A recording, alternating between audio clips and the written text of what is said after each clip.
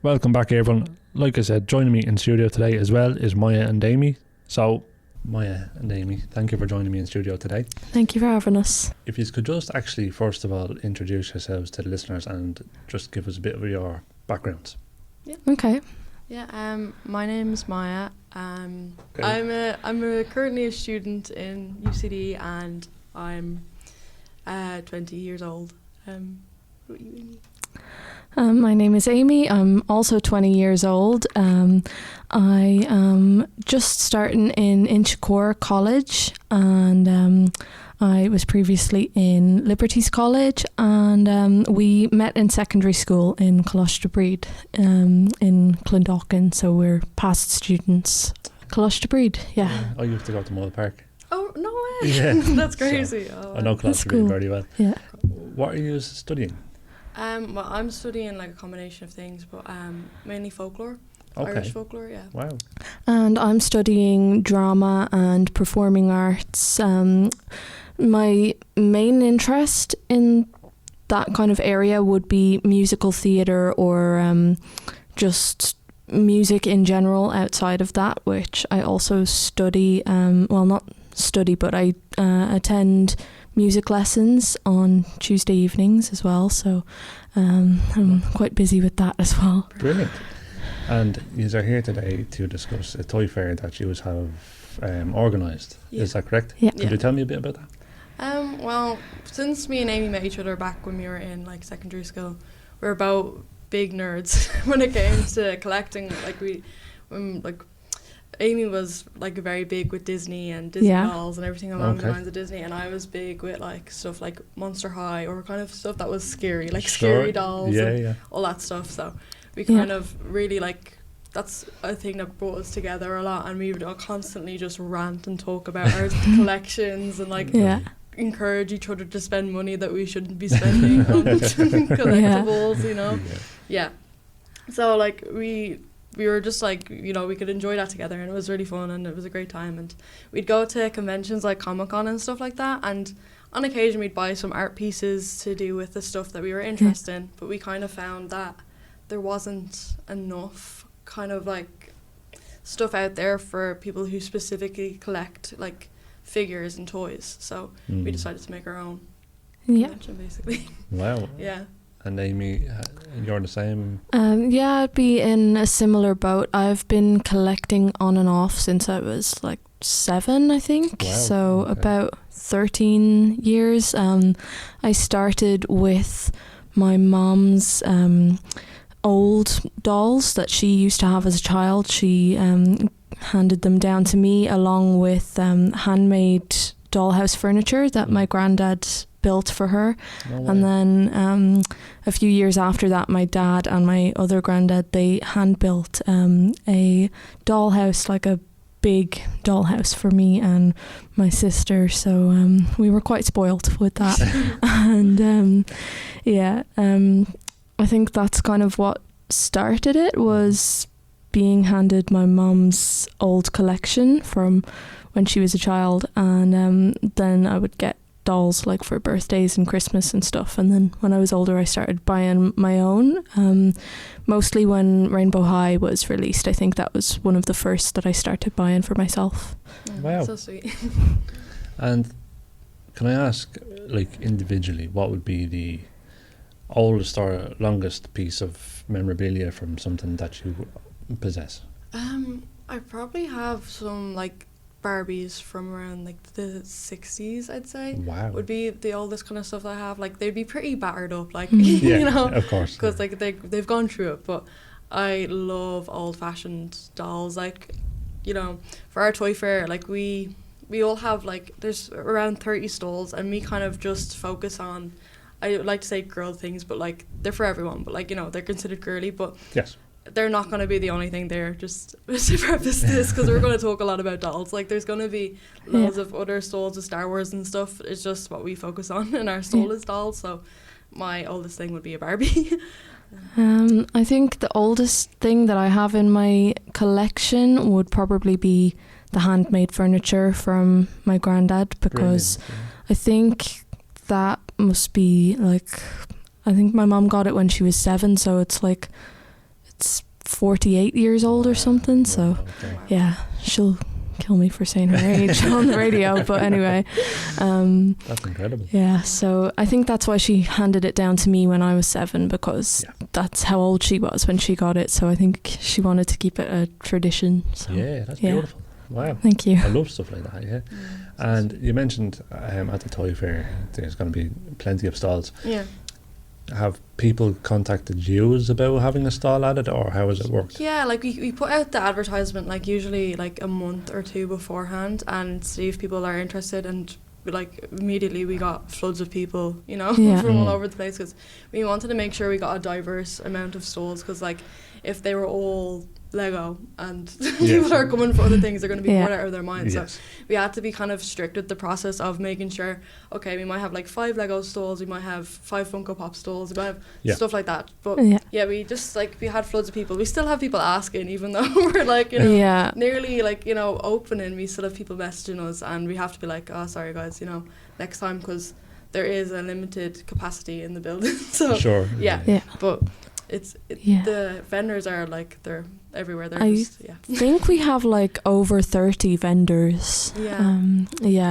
And one of those is our friend Success, and she'll be selling baked goods at the event. So I'm not exactly sure what she'll be bringing this time, but the last time she had like, I think 3 or 4 different flavors of freshly baked cookies that she baked on the morning, and I think one of them was like Kinder Bueno, and I think she mentioned Biscoff as well, so I'm not 100% sure, don't quote me on that, but making me hungry now.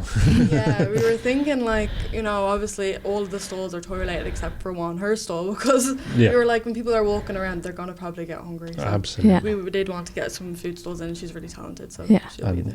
I just know from myself, that's probably one of the first things I look at when I go to an event. Is there a food table or something? I think she completely sold out last time, so if you want one, I would advise to get to her as quick as you can, because you might be left disappointed otherwise. So absolutely. We did it in, was it May? So in the same location? Same location. And is there anything that you've learned from the last time that you have changed this time?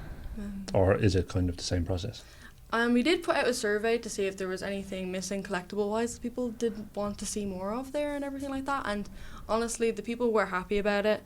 Like, they were happy with what they had. We got a few more recommendations for, like, Littlest Pet Shops and, like, smaller brands, like, you know, and Brat Stalls and stuff, but that was all taken care of because we stocked up this time based on the feedback, so we've gotten a lot of the good stock in, but that was really all, like, everyone seemed really happy, the vendors, everyone, because the vendors we let in, we didn't charge them anything, because we wanted them to come in and just have a good experience without worrying about the prices of it, and just be able to sell their stuff. And the people coming in, they were charged €1, so they were charged €1 to come in, so like it was kind of a, you know, you can't really lose, you know. It's €1, you're not going to lose out on anything if you spend it, you know. Unfortunately this time we did have to bring the ticket prices up to €3 just because like it was quite difficult with the €1 to cover the costs of everything, so sadly we did have to bring it up a little bit. But €3, I was going to say that is still incredible for just actually people getting out and enjoying an event, because anything you go to now is, in my opinion, is fairly expensive. We noticed that too. That's why we wanted to keep it at a minimum. We were like, we don't really want to contribute to that and make more places that are hard to get into. And are you contactable by anyone that might want more information about it? We have our social media. So on Facebook we're Amy Maya, but on everything else we're Fairytale Sales 45. So wow. Fairytale Sales 45. Yeah. Unfortunately, they wouldn't let us use that for Facebook, but on Instagram and TikTok, that's our username. That's probably where you'll find us easiest. That's where we do a lot of our promotion, is mainly through TikTok and Instagram. And with the promotion for this event, has anyone contacted you that went to the last one, or is it? Yeah. Like for people selling, people have contacted from the last one. Like most of the sellers that we had last time, they're back in it again because they wanted to be back. So all of them basically are back. But then we let more people in too, to give a few new souls. But yeah, so a lot of the people who helped out with the old one are back in again. So, but they've stocked up for more stuff because they've had a few months to gather some more collectibles. So right, and just the time and the date and location. Where is it? So it's in Mulhuddart Community Centre on the 11th of October, and it starts at 2:15 p.m. and it finishes at 6 p.m. Wow. Okay. And you're looking forward to it, yeah. We're so excited. Yeah.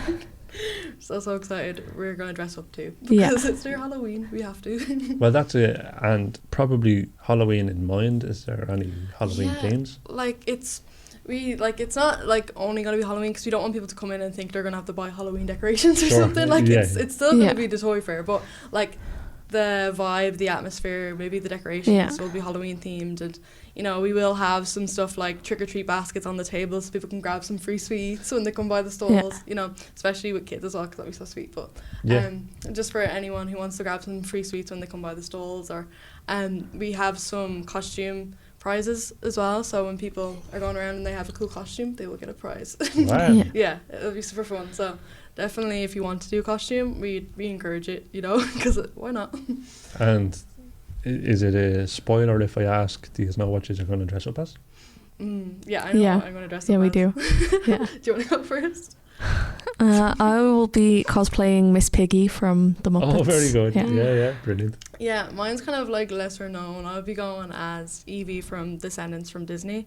In other events, me and Amy are going to be promoting, I'm going to be dressed as Cinderella. So that's a more known thing. But I'll just be Miss Piggy for all events. It was kind of an easy option to do because it's just kind of a dress and sure. And you love Miss Piggy. So. Yeah, a dress and jewellery, and then I can make the accessories like the pig ears and the snout. I can make them from cardboard and stuff. So brilliant. Yeah. And you just mentioned there other events. We're gonna go to a cosplay ball. Actually, it's called the Cosplay Kaylee, and it's on. Is it in a week? It's the 26th of September. I think it starts at 6 p.m. Yeah, we'll have a little table there to give out some leaflets and some information about the toy fair, and we'll have a few toys set up just so people can get a rough idea of what will be there. So we'll be there dressed up. Where is that? That is in the Lucan Spa Hotel. Yeah. That's not our event, so we don't own that. We're just like the organisers are really kind and they're letting us hand out leaflets. Brilliant. Yeah. So really people want leaflets, they can go to that and meet us there. Yeah. And if they want to ask any questions, feel free. We'll be there to answer all of it. Brilliant. And so the name of this show is The Platform. I give all the guests the opportunity at the end of the show. Mm-hmm. Now, I know we've just talked about it, but usually as like a conclusion and a wrap up. Yeah. Just the events, the hopes going forward for what you're doing, and do you plan to do this annually or as often as you can? Yeah. Well, I think the aim would be to just build a community that would be like a safe place for anybody who might be kind of deemed as different from social norms, I suppose. Just to make them feel welcome, and we would hope to be able to do this as often as we can, hopefully every few months. Definitely, and we're planning on expanding in the future just to let more people be able to attend and be vendors, and also potentially have little workshops and stuff like toy customizing and stuff like that. Little workshops would be really fun to do in the future, as well as at the event. And then in between, we're thinking about having some toy collector meetups, like picnics and stuff like that, for people just not to buy, just to come and hang out with other people who collect. But then, as Amy said, we're kind of, at the moment, we're doing it kind of seasonally. We're doing this one in October, and we have another one planned out for near Christmas time, because people are going to be hectic with toys and they're going to want some good collectible gifts. So it's also a good chance to do a clear out before any new Christmas presents come in. If you're a parent even wanting to just get rid of some of your kids' toys before they get all their presents. So, that's the thing where a lot of our vendors, like, you don't have to be a professional vendor, you don't have to have your own business. Like, we've let plenty of people in who are just have extra toy clutter, and like, it doesn't have to be like, you know, limited edition, like golden, whatever. Like, any kind of toys, like, there's always someone out there. Like, one man's trash is another man's treasure, as they say. Absolutely. So if you're like no experience, that's completely fine. Like, we charge a really low fee, like €5 now, just to afford the place. Just come in and set up, and like, you'll be fine. Like, there'll be plenty of people there. You never know what will sell. Well, that's one thing that I find interesting about this is, especially since you mentioned around Christmas time, is I know a lot of people do donate to charity shops near to Christmas, so people can just go and, like you mentioned, the lucky find. Events like this are really important in my opinion, because it's just cranking up the percentage of chance to find something pretty cool that maybe in a normal shop would be too expensive for a lot of people to get. So they are really important. And I just want to mention that Together FM, we're a community radio station. We are inclusive to all backgrounds, and so you mentioned a really good point there about a safe space for people to come, dress up, have a good time, and not feel socially left out. So I mean, it's my pleasure to have you on the show to promote this and thanks so much. To give that safe space to people and say this is where you can go to enjoy yourself. So if there is any posters or promotional stuff that we can do on social media for you, please send them on to us. Thank you. We'd love to promote out there and get as many people to as we can. But Maya and Amy, I appreciate you on the show. Thank you. Thank you for your time. Thank you very much. Thank you. A massive thank you to Maya and Amy for joining me on the show to tell me a bit more about their toy fair. Sounds like a fantastic opportunity for people to attend, find some maybe nostalgic toys or toys of interest, or memorabilia or anything like that. So please get out and support them if you can, and I wish them the very best of luck with that.